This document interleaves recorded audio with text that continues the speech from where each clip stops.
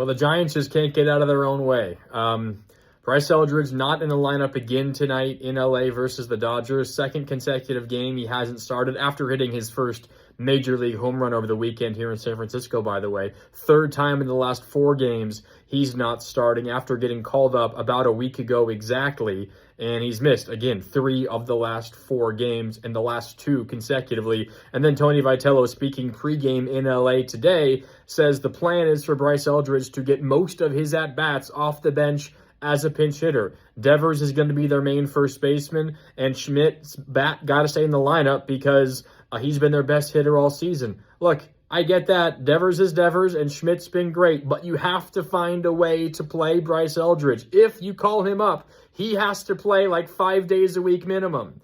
If he's not going to play 5 days a week minimum, and I mean play like get 3 or more at-bats in those 5 days, then he has to be down in AAA in Sacramento, playing every day, getting better at first base, working on his K rate, which the Giants cited as the main reason why he wasn't on the team to begin this season. He has to be playing. It doesn't matter if it's in the big leagues or if it's in Sacramento. He has to play. The worst thing you could possibly do for this prize prospect is bring him up and not play him consistently. Look, the Giants have made a number of strange decisions over the last decade or so. I don't think any come close to this. If this is their true plan for Bryce Eldridge, to have him sit on the bench on the big league club and come off the bench in the 8th inning for 1 at-bat a night, are you kidding me? That is ridiculous. Might be the most boneheaded thing I can remember the Giants doing in, again, around a decade or so. It is absolutely absurd. And look,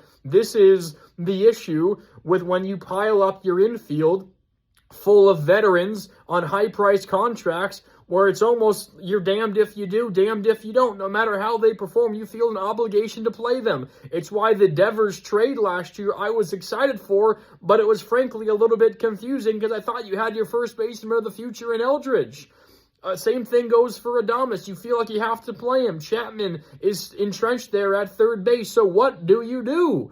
Either this is all a farce and this is not actually their long-term plan, and maybe they're going to trade Chapman, maybe they're going to trade someone in the outfield and Schmidt can play in the outfield, opening up a spot on the infield for Bryce, or maybe they just aren't that in to Bryce Eldridge. I don't know. But if this is what they're really doing, Bryce off the bench every game, oh, head's got to roll. This is ridiculous. Send him back down to Sacramento at least. It makes no sense.